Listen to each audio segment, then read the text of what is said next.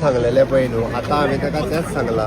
आमी तेंची मिटींग जाल्या उपरांत हो प्रोजेक्ट आमी थंयचो बंदारा बांदिना हें आमी तांकां पयले मिटींगेन सांगिल्लें आतां ताका फक्त सांगलां हांवें की तो कॅन्सल करता हांव फायलीचेर रिमार्क मारता आनी क्लोज करता